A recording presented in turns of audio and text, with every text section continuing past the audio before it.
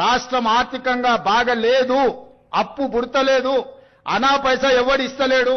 ఎవరినైనా కలవడానికి పోతే బ్యాంకర్లు దొంగలను చూసినట్టు చూస్తున్నారు తెలంగాణ రాష్ట్ర ప్రతినిధులను. ఎవడు ఢిల్లీకి పోతే అపాయింట్మెంట్ కూడా ఇస్తలేడు, వీడు వస్తే చెప్పులు కూడా ఎత్తుకుపోతాడేమో అన్నట్టుగా ఆ పరిస్థితి ఉంది దేశం ముందల. అప్పు పుడితే నేను కూడా ఏదో ఒకటి చేసి తెచ్చిచ్చేటను, అప్పు పుట్టట్లేదు, ఎవడు బజార్లో నమ్మడం లేదు. స్వీయ నియంత్రణనే దీనికి పరిష్కారము. ఉన్నంతలో గౌరవంగా సంసారాన్ని నడిపితే బజార్లో ఎవడైనా నమ్ముతాడు. వీధికెక్కి రచ్చ చేసుకుంటే కుటుంబం పరువు బజార్లో పడేసుకుంటే ఎట్లుంటుందో, ఉద్యోగ సంఘ నాయకులారా, రాష్ట్ర ప్రభుత్వం అనేది మన కుటుంబము. ఈ పరువును బజార్లో మీరు పడేస్తాము అనంటే కుటుంబ పెద్దగా వద్దు అని నేను విజ్ఞప్తి చేస్తున్నా. అవును, మరి ఇంతకుముందు నువ్వు ఆ పని చేసినావు కాబట్టి సహజంగా చూస్తాను. నువ్వు చూడవా? దొంగతనం చేసిన అనుభవం ఉన్నాడు, మీ ఇంటి ముందుకు వస్తే జాగ్రత్త పడవా? మీ ఇట్లా చెప్పవా? జాగ్రత్త మజరాడు ఇంతకుముందు అలవాటు ఉందని చెప్పవా ఇంట్లో? అంతే, వాళ్ళు కూడా అట్లే చూస్తున్నారేమో. మరి ఎవరైనా చెప్పుకుంటారు కదా అది. ఇట్లా పోయేటప్పుడు బజార్లో తిరుగుతున్నాడు వాడు, ఆ పక్కింట్లో దొంగతనం చేసినోడు ఇక్కడ తిరుగుతున్నట్టు జర తలుపులు వేసుకొని చెప్పొద్దాం కదా బయట పెట్టాం. వాళ్ళు కూడా అట్లే చూస్తున్నట్టున్నారు. మరి అది నువ్వే చెప్పుకుంటున్నావు, మేము అనటంలే ఆ మాట.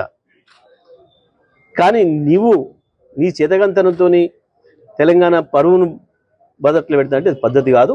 తెలంగాణ ప్రజల్ని అవమానిస్తానంటే ఇది సరైనది. విచిత్రమైన మాట విన్నా. నేను ఎకానమీ క్లాస్లో పోతున్నా, నేను చాలా పద్ధతిగా ఉంటున్నా, 18 గంటలు పని చేస్తున్నా, నన్ను కోసుక తింటరా అయింది. కోసుక తింటేందుకు ఏమైనా కోతాబరి మామిడికాయ అయింది, నాకు అర్థం కాదు. నన్ను కోసుక తింటారా? అర్థం కాని విషయం విచిత్రమైంది. 43 సార్లు వేయిండు. ఒక ముఖ్యమంత్రి అంటాడు పోతుతానే పోతాడా? గడ్డపారలేక పోడు కదా. ఆయన ఎంబడ 100 మాగదులు, సిబ్బంది, మన్ను మశానం, ఆయన ఇంకా బ్రోకర్లు, వాళ్ళు వీళ్ళు మస్తు మంది పోతారు. 17 నెలల్లో 43 సార్లు నువ్వు ఢిల్లీకి ఎక్కే విమానం దిగే విమానం తెచ్చిందైతే ఏం లేదు. పెట్టిన ఖర్చు ఎంత? శ్వేతపత్రం విడుదల చేయి. తెలంగాణ ముఖ్యమంత్రి తమ్ముడు రేవంత్ రెడ్డి మాటలు వింటే ఏడ్పు వస్తుంది. మమ్మల్ని దొంగల్లా చూస్తున్నారు, మమ్మల్ని భిక్షగాల్లా చూస్తున్నారు, ఢిల్లీలో మాకు అపాయింట్మెంట్ లేవు, విదేశాల నుంచి డబ్బు తేలేము, శాలరీలు కట్టలేము, మమ్మల్ని మొక్కలు చేసుకొని తిన్నా. వినండి, నేను చెప్పాను, పాత అప్పు తెలంగాణ 7 లక్షల కోట్లు, తమ్ముడు రేవంత్ రెడ్డి ముఖ్యమంత్రి అయిన తర్వాత 2 లక్షల కోట్లు. ఈ 10 లక్షల కోట్లకు వడ్డీ ఎవరు కడతారు? అదే పరిస్థితి ఆంధ్రప్రదేశ్ లో కూడా.